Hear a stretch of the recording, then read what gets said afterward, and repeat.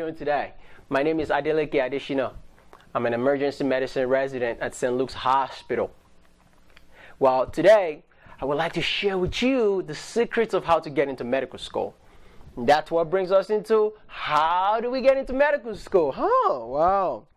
You know, if you're probably watching this video right now, you're probably wondering, man, I really want to go into medical school, but there's all this information floating around and I don't know what to do. It's going to boil down to a few things you need to know. All right? So I'm going to share a little bit of my experience with you and also encourage you and inspire you that you can do it. So before we begin this video, tell yourself right now, say your name, I'm going to be a doctor. You have to confess it. You have to be motivated. You have the desire that you can do this. And then I'm going to show you the secret.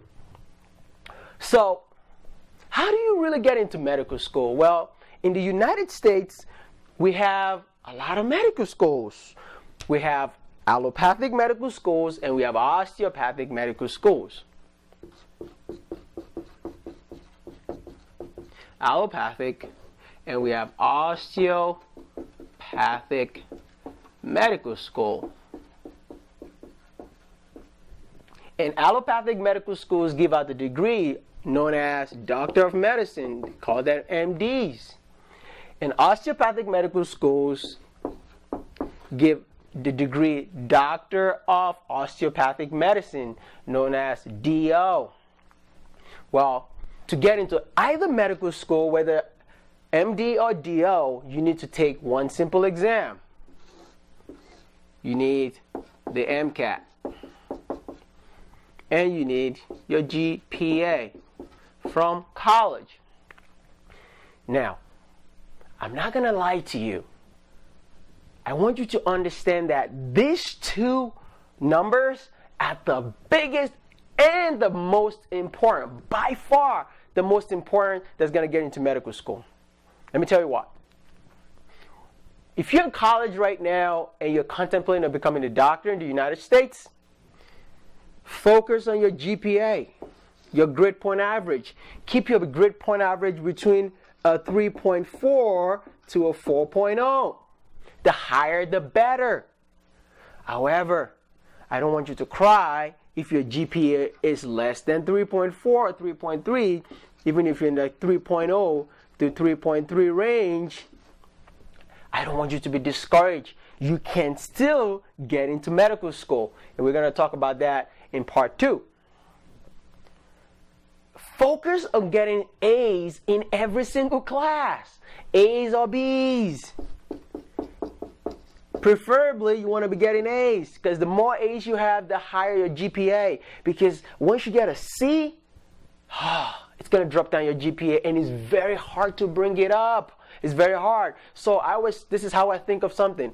Always prevent something from happening, then try to fix it when it's broken. But you know what? Don't be discouraged. It's okay.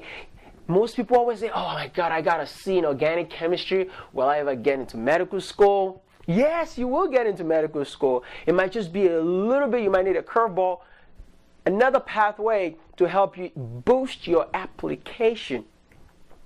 But remember, keep your GPA 3.4 to 4.0. I just call it, this is called the safety net.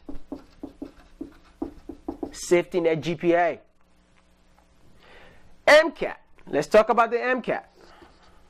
What scores do I need to get on the medical college aptitude test to get into medical school? You hear numbers, people are saying, oh, you need a 30, you know what? Here's my bet. If you get a score above a 29, between 29 and 45, which is the highest score, you know you're going to be able to get into medical school. So why am I so particular about these scores? Here's the reason. There's thousands and thousands of applicants applying to medical school. If you think you're the only one, no. There's a lot of people applying. So let me put out some numbers. Let's pick medical school A. Med school A. Right? And medical school A gets about 5,000 applications. 5,000. That is a lot of people. So let's say you're in California and the medical school is getting 5,000 applications, for example, or any part of the country, and they only have 100 seats. They only have 100 seats in the class. Well, think about it. What are your chances of getting a spot if you're one out of 5,000 people applying to this medical school? Still do the math. Right? 100 over 5,000 times 100.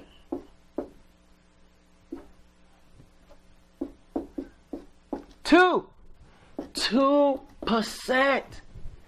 That means your chances of getting to medical school when you apply to just this medical school A is only 2 to 3%.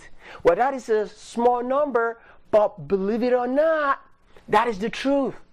So why is this MCAT score important? Because the higher your MCAT score, the higher your chances of getting in. So here's my advice for you when you're studying for the MCAT. You're going to hear people say, oh, my friend studied for 2 weeks and he banged it out, he got a 35. You are not your friend. Number one, know yourself. All right? So here's my rules.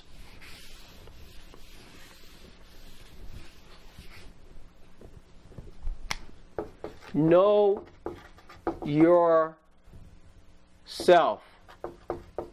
Both your strengths and your weaknesses. Now, why did I say that? It's because don't follow other people's footsteps. Let's say you're a junior in college right now, and you said, I'm going to spend my summer of my junior year to prepare for the MCAT. I'm going to spend 3 months of hardcore studying and prepare for the exam and do really well. That is your goal. So you set your goals. Now, most people they're being told, take the exam in your junior year of college so you can apply in your senior year and get into medical school right away. That is true. You should do that, but only on one condition. Remember that 2% number? You want to be in that 2%, and the only way you're going to be in that 2% is by doing really well. One time only. So my best advice, listen to this very important announcement I'm about to tell you. This is the best advice I can ever give you to get into medical school. When you are studying for your MCAT, if you're not scoring between 29 and 45, please do not take the exam. Let me repeat that again. When you take your assessment test, so emcat.com, right? emcat.com is the website where you go and access questions, sample questions. Now, let me tell you what those sample questions are for. Let's say you've been studying for the last 3 months, and you've been preparing verbal, chemistry, organic chemistry. You studied. And then you have, I think, about 7 to 9 assessment tests. The point of this assessment test is to test you of how much do you know now. So John has been studying for the last 3 months. And then he decides to go on emcat.com, registers, buy a QBank question, and does the question. And his scores, here's his scores. He's got verbal, he scores a 10. Physical sciences, he scores an 11. On biological sciences, he scores a 12. Now let's do the aggregate. Every time you take each assessment test, he's scoring between 9 and a 10 on his verbal, a 10 and 11, and between a 9 and 12 on each test. So let's add up. That's 18. That's still 28. 28 is a good score. But I said 29 or 30 because the higher your number, the better you are. When you take your assessment test, and let's even make this a 10. So we kind of stay. If you score between 29 and 33, I can guarantee you that is what you're going to get on the real exam.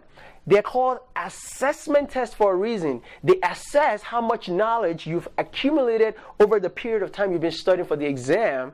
And when you take the test, because these tests are very valid and extremely reliable, which means they have tested this exam over thousands of people. So when you take it and you score between 29 and 33, I can guarantee you, you're not going to score 40 on the test.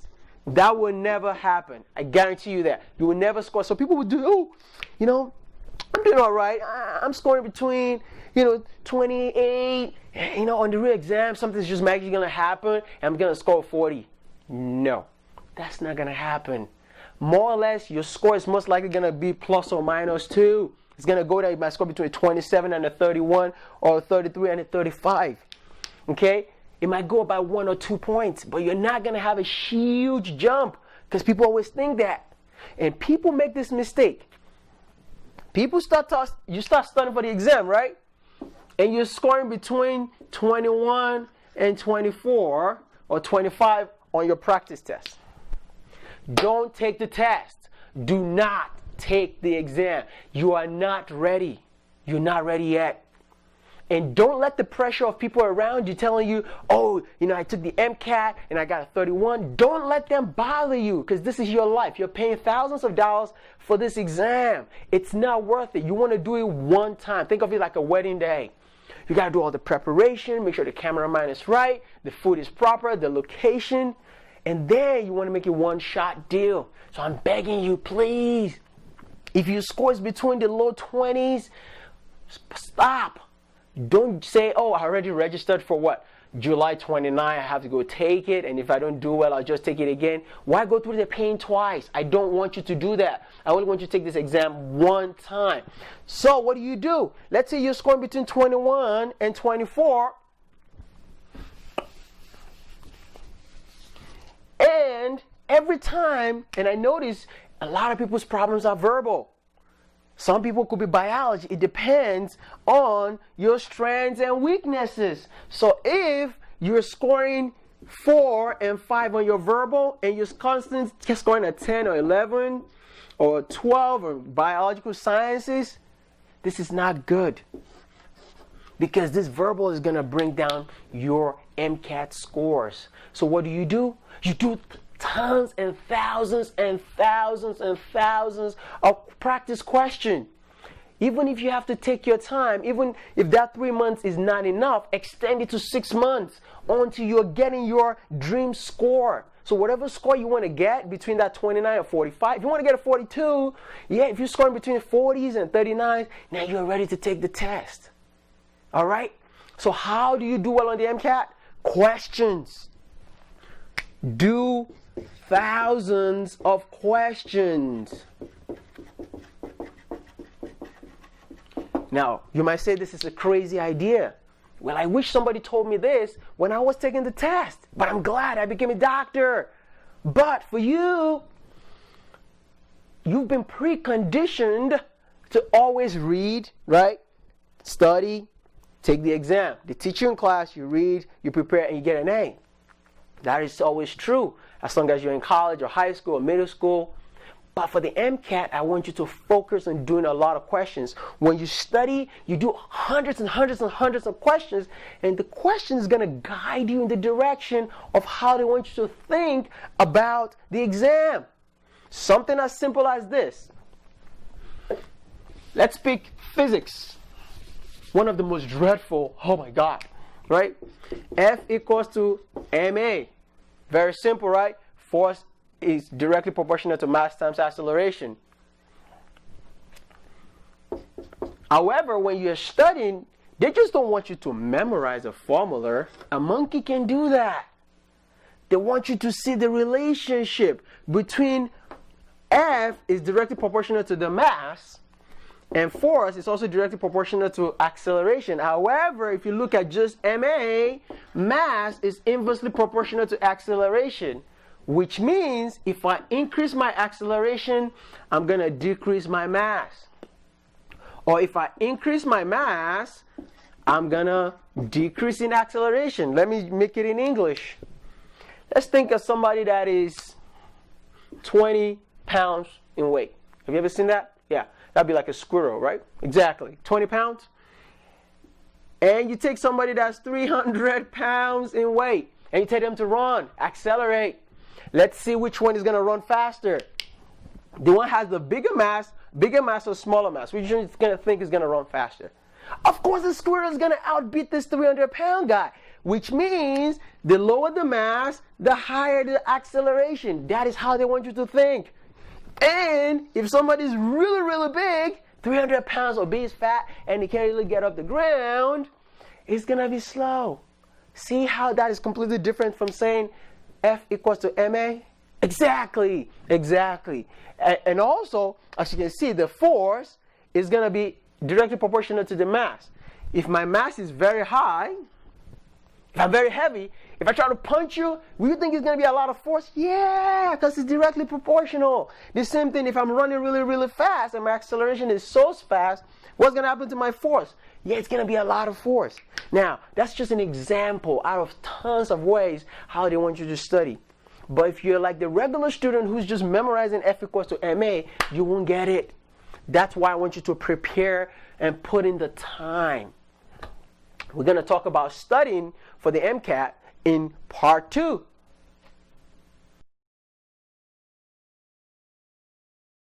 Hey, thank you so much for watching the video. I hope you learned a lot. Are you studying for the USMLE Step 1 or Step 2? Are you studying for the NCLEX or you're currently in nursing school as a nursing student? Are you a PA student currently in school or studying for your PANCE exam?